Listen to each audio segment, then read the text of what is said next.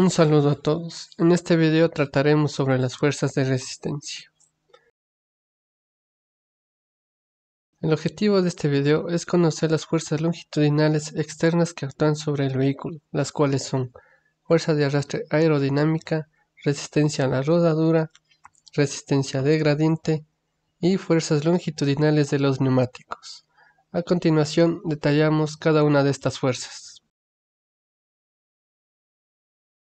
La aerodinámica es la ciencia que estudia los flujos de aire. Tiene una influencia determinante en el diseño de los automóviles, pues gracias a ella se puede reducir el consumo de combustible y mejorar el comportamiento direccional a velocidades elevadas. La fuerza de arrastre aerodinámica equivalente en un vehículo se puede representar con la siguiente fórmula, donde ρ es la densidad de la masa del aire, C sub d es el coeficiente de resistencia aerodinámica, A sub f es el área frontal del vehículo, B sub x es la velocidad longitudinal del vehículo y V sub min es la velocidad del viento. A medida que el neumático gira, tanto el neumático como la carretera están sujetas a deformaciones en la zona de contacto. El camino es, por supuesto, mucho más rígido y por lo tanto su deformación puede ser nula. Pero el neumático es un elemento elástico y este material se desvía verticalmente a medida que pasa a través de la zona de contacto y luego vuelve a su forma original después de dejar la zona de contacto.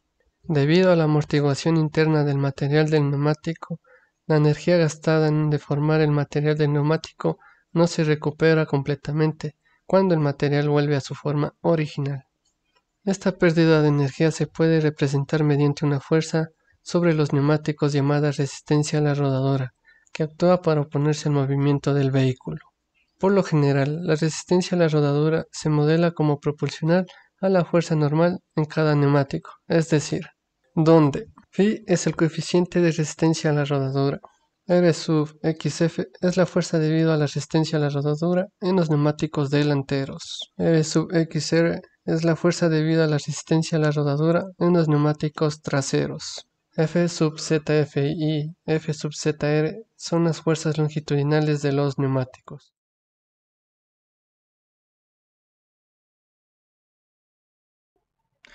El neumático es el principal elemento de interacción entre el vehículo y la carretera.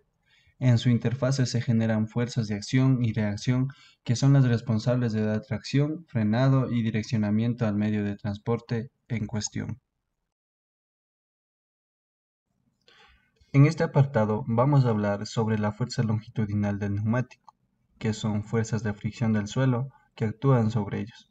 Estos mismos son generados por cada neumático que depende de la relación de deslizamiento, la carga normal sobre el neumático y el coeficiente de fricción de la interfaz carretera-neumático.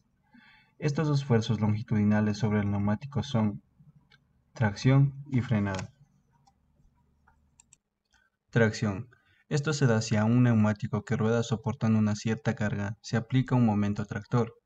En la zona de contacto se generan, junto a las presiones normales, tensiones tangenciales respecto al eje de giro de la rueda, provocando la deformación de este, comprimiéndose la banda de la rodadura a la entrada de la zona de contacto y estirándose a la salida. Debido a la deformación, el neumático actúa como si la longitud de la banda de rodadura fuese menor a lo que es el mismo, como si su radio fuese más pequeño que el que corresponde a la rodadura libre, y el valor de dicho deslizamiento y se define por la fórmula que se encuentra proyectada en la pantalla, donde v es la velocidad de traslación del eje de la rueda, omega es la velocidad angular de la rueda, R es el radio efectivo de la rodadura del neumático y es el deslizamiento longitudinal. Frenada. Si se aplica a la rueda un par de frenado, se producirá un alargamiento a la entrada de la zona de contacto y una deformación por compresión a la salida. En estas condiciones, la rodadura del neumático se produce como si su diámetro fuese mayor que el correspondiente a la rodadura libre, bajo la misma carga. Para entender un poco más, tenemos la siguiente fórmula, donde la v es la velocidad de traslación del eje de la rueda, Omega es la velocidad angular de la rueda. RE es el radio efectivo de la rodadura del neumático. En este caso, RE es menor al radio normal y es el deslizamiento longitudinal.